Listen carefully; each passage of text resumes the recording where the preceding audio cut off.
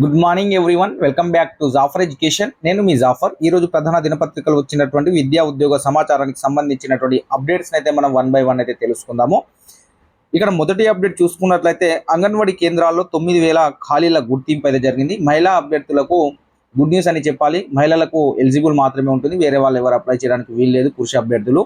కాబట్టి అంగన్వాడీ కేంద్రాల్లో మహిళలకు ఇంటర్మీడియట్ పాస్ అయిన వాళ్ళు ఈ యొక్క పోస్టులకు అయితే ఎలిజిబుల్ అయ్యే అవకాశం అయితే ఉంది. ఇక్కడ ఒకసారి ఆర్టికల్ వచ్చినటువంటి డీటెయిల్స్ ఒకసారి చూసుకున్నట్లయితే, ప్రభుత్వ అనుమతి వచ్చిన వెంటనే ఉద్యోగ ప్రకటనలు. రాష్ట్రంలో అంగన్వాడీ కేంద్రాలను మరింత బలోపేతం చేయడంపై ప్రభుత్వం దృష్టి సారించింది. చిన్నారులు, గర్భిణులు, బాలింతలకు పౌష్టికాహారం అందించేందుకు వీలుగా ఖాళీగా ఉన్న అంగన్వాడీ ఉపాధ్యాయ సహాయకుల పోస్టులను వెంటనే భర్తీ చేయాలని భావిస్తుంది.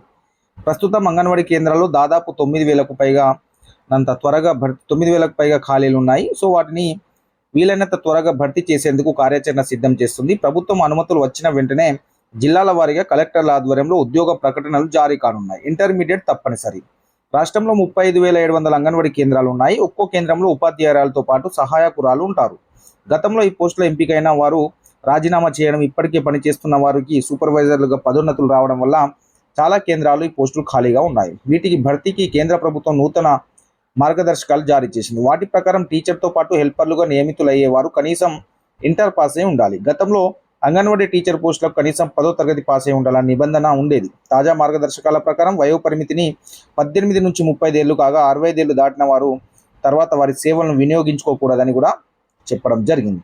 ఖాళీల్లో 50% హెల్పర్లకు పదోన్నతులు కల్పించి భర్తీ చేయాల్సి ఉంటుంది. సూపర్వైజర్ పోస్టులోనూ 50% పదోన్నతుల ద్వారా భర్తీ చేయాలి. ఇందుకు 5 ఏళ్ల సర్వీసు పూర్తి చేసుకున్న టీచర్లను నిబంధనలకు అనుగుణంగా నియమించాలి. అయితే ప్రస్తుతం సహాయకులుగా పనిచేస్తున్న వారిలో కొందరికి కనీస విద్యార్హత లేకపోవడంతో టీచర్ల పోస్టుల భర్తీలో ప్రభుత్వ నిర్ణయం మేరకు వ్యవహరించాలని శిశు సంక్షేమ శాఖ అయితే భావిస్తుంది.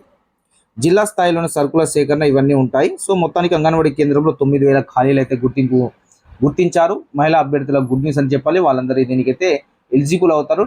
ఇంటర్ పాస్ అయి ఉండాలి ఖచ్చితంగా.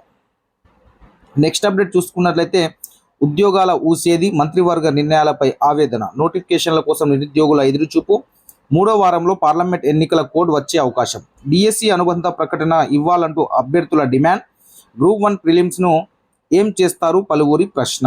ఇక్కడ చూసుకున్నట్లయితే ఫిబ్రవరి 7 తారీఖు రేపు విద్యాశాఖ ముట్టడి ఉంది. మీ రాష్ట్ర డిఎడ్ సంఘం వాళ్ళకి పిలుపునివ్వడం జరిగింది. సో మీరు దీనికి భారీ స్పందన వచ్చి మీ యొక్క నిరసన అనేది సక్సెస్ఫుల్ అయితే మీకు ఏదో ఒక ప్రకటన వచ్చే అవకాశం ఉంది. లేదు మేము వెళ్ళాము, ఎవరన్నా వెళ్ళే వాళ్ళు వెళ్తారు కదా అనుకుంటే మాత్రం నష్టపోతారు. ఎలక్షన్ కోడ్ వస్తే ఇంకా దాదాపుగా 1 year పట్టవచ్చు.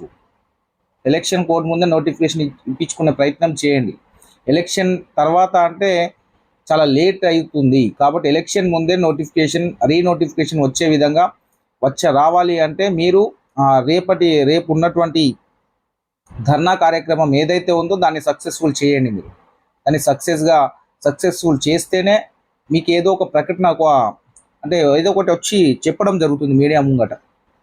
లేకుంటే ఈ సస్పెన్స్లోనే సంవత్సరాలు గడుస్తాయి, కాలయాపన చేస్తూ ఉంటారు. మన పోస్టుల సేకరణ, ఖాళీల సేకరణ, మన రిటైర్మెంట్ అయ్యే వాళ్ళకి ఖాళీలు సేకరిస్తున్నాం, లీగల్ డిపార్ట్మెంట్కి చెప్తున్నాము. సో ఇవన్నీ కాలయాపన చేస్తున్నటువంటి మాటలు. కాబట్టి మీరు రేపు మీ బిఎడ్ సంఘం అధ్యక్షులు వాళ్ళు చెప్పినటువంటి ఏదైతే ఉందో ధర్నా కార్యక్రమం, రేపు భారీ సంఖ్యలో అక్కడ చేరుకొని మీరు ఆ యొక్క కార్యక్రమాన్ని విజయవంతం చేస్తే ఖచ్చితంగా మీకు ఏదో ఒక ప్రకటన అయితే చేయడం జరుగుతుంది డిఎస్సికి సంబంధించి. అది కూడా భారీ స్థాయిలో ఉండాలి. మీ యొక్క గలం అందరికీ తెలిస్తేనే దానికి సంబంధించిన రిజల్ట్ అనేది ఏదో ఒకటి వెలువడుతుంది.